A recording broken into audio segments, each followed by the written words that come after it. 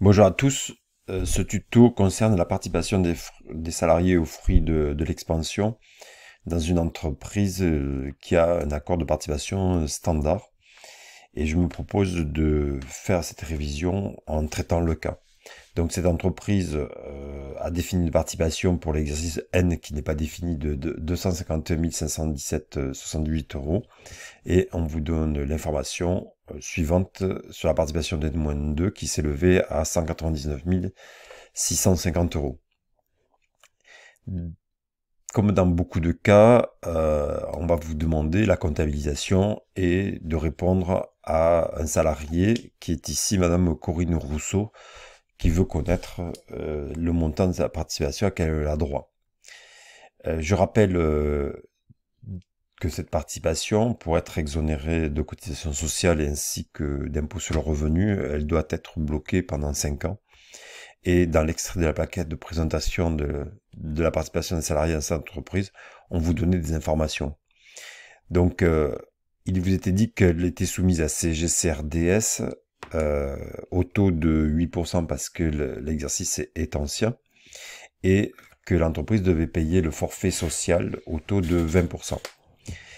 L'exercice est ancien, donc j'ai voulu faire de la veille et je suis allé voir les taux applicables en 2023. À partir de janvier 2023, on voit que ce taux de forfait social fluctue est différent en fonction du nombre de salariés. Donc au-delà de 250, de 50 à 240 et plus de 50 salariés. Voilà, donc on a des taux de forfait social qui diffèrent. En ce qui concerne la CGCRDS, le taux applicable au 1er janvier 2023 est de 9,20 plus 0,5, c'est-à-dire 9,7%. Dans l'application qui me sert de support pour la révision, la CGCRDS était égale à 8%. Voilà, on ne parlait pas d'abattement, donc on n'applique pas d'abattement sur la base de calcul de la CSG-CRDS.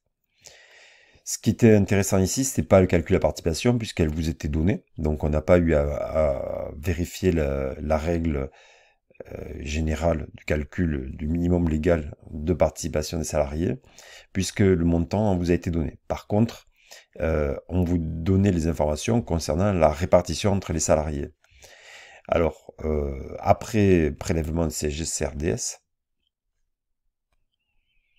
50% ou la moitié de cette réserve de participation était répartie en fonction des salaires bruts touchés par chaque salarié au cours de l'exercice.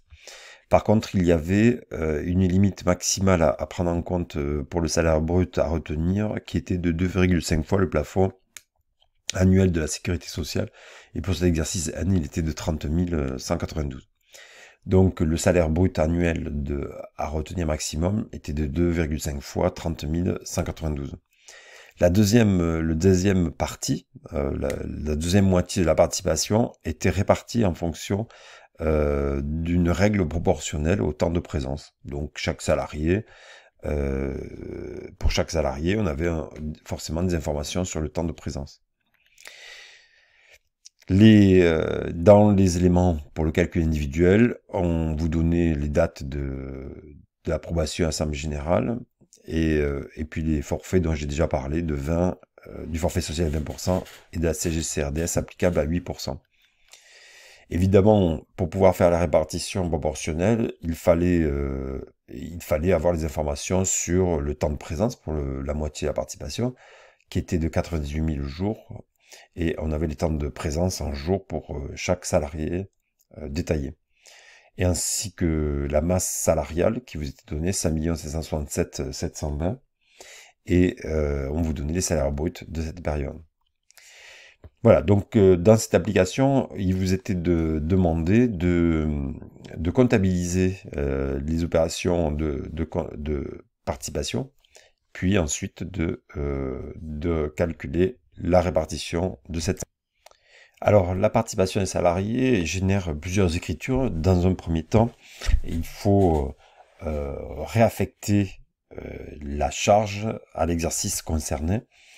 Et on va le faire d'abord par une écriture de charge à payer ou de dette provisionnée au 31 décembre de l'année N. Donc au 31 décembre de l'année N, on doit comptabiliser 691 participations salariées à 428,4 dettes provisionnées pour participation de salariés pour le montant total de la participation de l'exercice N.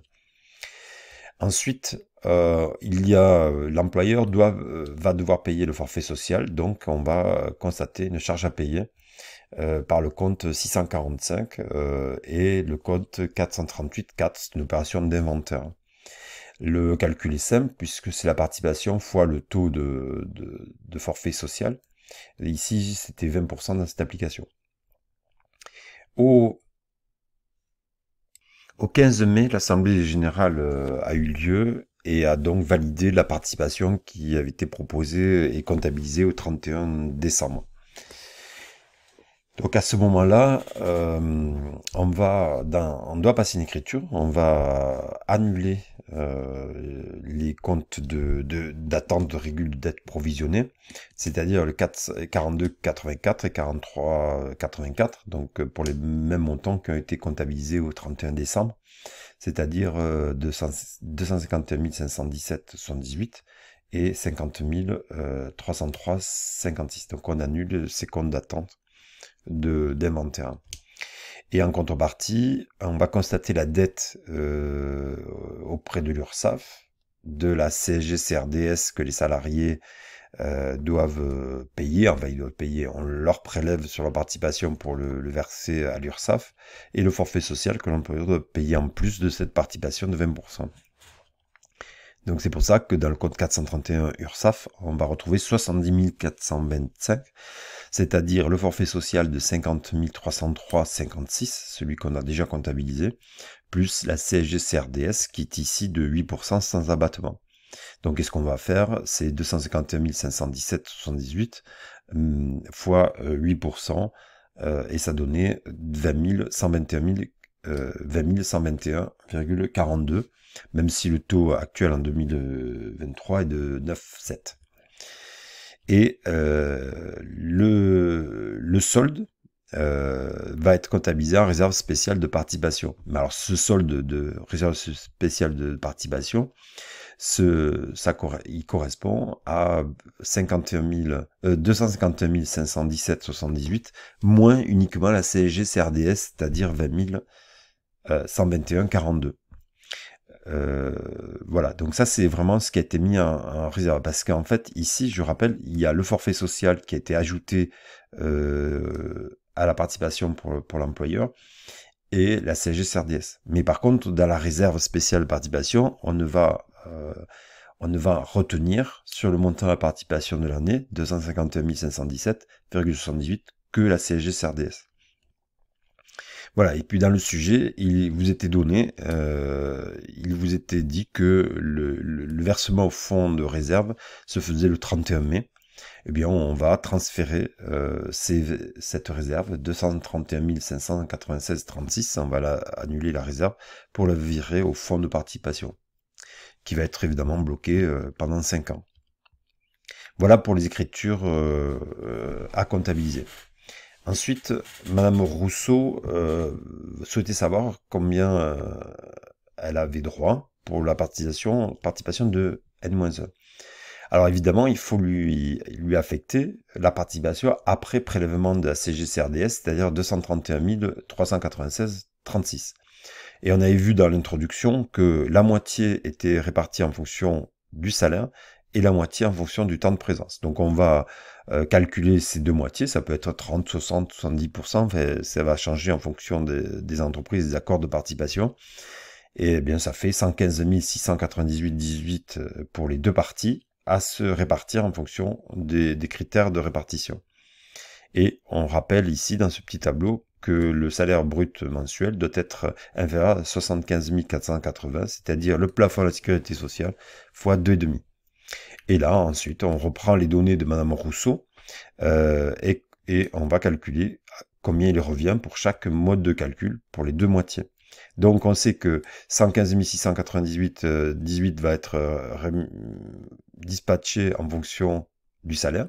Donc on prend la totalité des salaires tels que ils étaient proposés dans le sujet, c'est-à-dire 17 609,50 et on va pardon 5